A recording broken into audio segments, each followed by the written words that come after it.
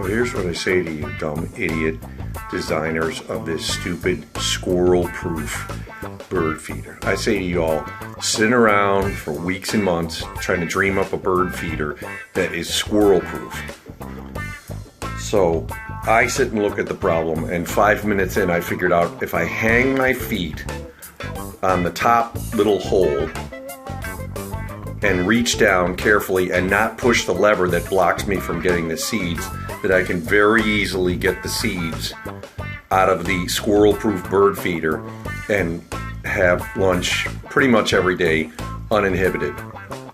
So to those of you who produce this dopey ass Squirrel Proof bird feeder, I say, who's the higher mammal on the evolutionary scale, my friends? Seriously.